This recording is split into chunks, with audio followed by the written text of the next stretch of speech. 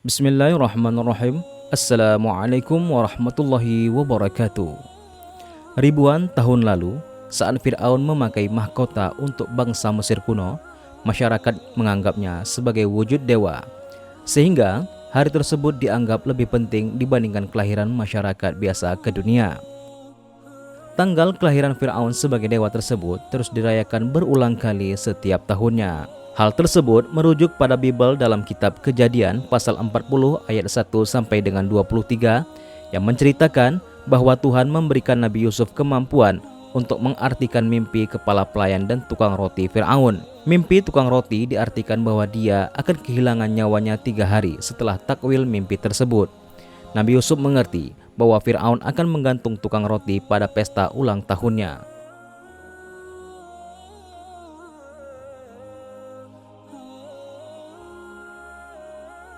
Namun, ahli perayaan ulang tahun, Dr. James Hofmeyr, meyakini bahwa pesta Fir'aun bukan perayaan hari lahir, melainkan hari penobatannya sebagai dewa dalam Mesir kuno. Perayaan ulang tahun Fir'aun kemudian mempengaruhi praktik serupa di kalangan orang-orang Yunani kuno pada 1200-900 sebelum Masehi, di mana mereka mempersembahkan kue berbentuk bulan untuk dewi mereka, yaitu Dewi Artemis, dengan lilin-lilin yang mencerminkan cahaya bulan dan kecantikan.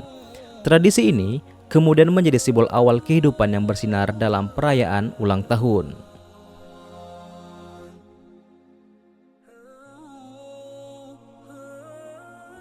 Berbeda dengan Mesir dan Yunani kuno, bangsa Romawi pada 625 sebelum Masehi sampai 476 Masehi adalah yang pertama merayakan ulang tahun yang tidak berhubungan dengan ritual keagamaan. Orang Romawi selalu merayakan awal dari segala sesuatu yang disebut dengan Dies Natalis. Hari-hari kelahiran kuil dan kota sering dikenang dengan perayaan. Juga bayi yang berumur lebih dari 1 tahun, karena dianggap sebagai suatu pencapaian dalam hidup. Bahkan, para penguasa menciptakan hari libur umum untuk merayakan hari ulang tahun lahir warga yang terkenal. Akademisi Denis Vaney menulis tentang hal tersebut dalam bukunya bahwa Julio Caesar merayakan secara resmi ulang tahunnya pada 12 Juli mulai tahun 42 sebelum Masehi. Mereka yang merayakan pesta ulang tahun ke-50 akan menerima kue khusus yang terbuat dari tepung gandum, minyak zaitun, madu, dan keju parut. Namun, semua perayaan ini hanya untuk kaum lelaki saja. Hingga abad ke-12 saat ulang tahun perempuan juga dirayakan. Mereka ikut-ikutan meyakini bahwa usia 1 tahun dari seseorang anak merupakan hal terpenting dalam hidupnya. Juga ketika telah berusia 17 tahun yang dikenal dengan pesta Sweet 17.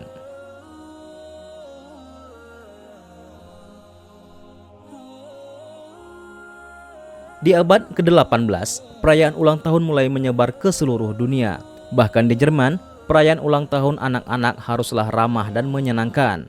Untuk membuat suasana lebih menyenangkan, dibuatlah kue ulang tahun yang awalnya berbentuk roti, lalu di atasnya diberi lilin yang bila ditiup, mitosnya dapat mengabulkan harapan.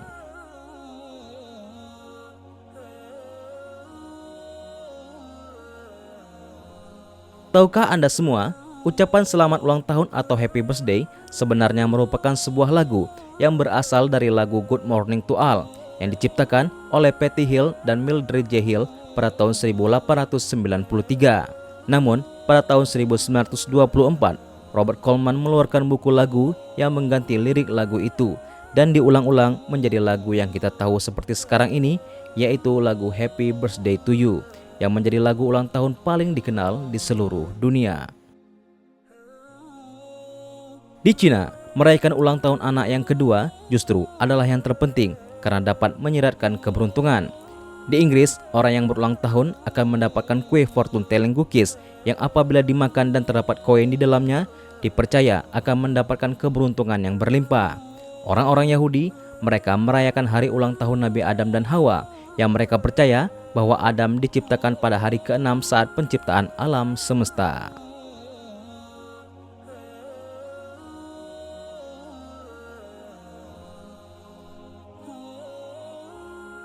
Merujuk sabda Nabi Shallallahu Alaihi Wasallam dari Abu Hurairah radhiyallahu anhu yang berbunyi, kiamat tidak akan terjadi hingga umatku mengikuti jalan generasi sebelumnya, sejengkal demi sejengkal, sehasta demi sehasta. Lalu ada yang bertanya kepada Rasulullah SAW, apakah mereka itu mengikuti seperti Persia dan Romawi? Beliau menjawab, selain mereka, lantas siapa lagi? Sementara itu, dari Abu Sa'id Al-Khudri radhiyallahu anhu, ia berkata bahwa Rasulullah SAW pernah bersabda, sungguh kalian akan mengikuti jalan orang-orang sebelum kalian, sejengkal demi sejengkal dan sehasta demi sehasta, sampai jika orang-orang yang kalian ikuti itu masuk ke lubang dob yang sempit sekalipun, pasti kalian pun akan mengikutinya. Kami berkata, wahai Rasulullah, apakah yang diikuti itu adalah Yahudi dan Nasrani? Beliau menjawab, lantas siapa lagi? Ibnu Taimiyah menjelaskan bahwa tidak diragukan lagi bahwa umat Islam ada yang kelak akan mengikuti jejak Yahudi dan Nasrani dalam sebagian perkara. Karenanya Rasulullah SAW berpesan, barang siapa yang menyerupai suatu kaum, maka dia termasuk bagian dari mereka. Rasulullah SAW juga bersabda, bukan termasuk golongan kami siapa saja yang menyerupai selain kami. Makanya Allah Subhanahu wa Ta'ala memerintahkan Muslim untuk senantiasa memohon petunjuk ke jalan yang lurus, yakni jalannya orang-orang yang telah diberi nikmat dari kalangan para nabi, orang-orang yang benar imannya, orang-orang yang mati syahid, orang-orang soleh, bukan jalan orang-orang yang dimurkai, yakni orang-orang Yahudi dan orang-orang seperti mereka, dan bukan juga orang-orang yang sesat, yaitu orang-orang Nasrani dan orang-orang yang mengikuti jalan hidup mereka.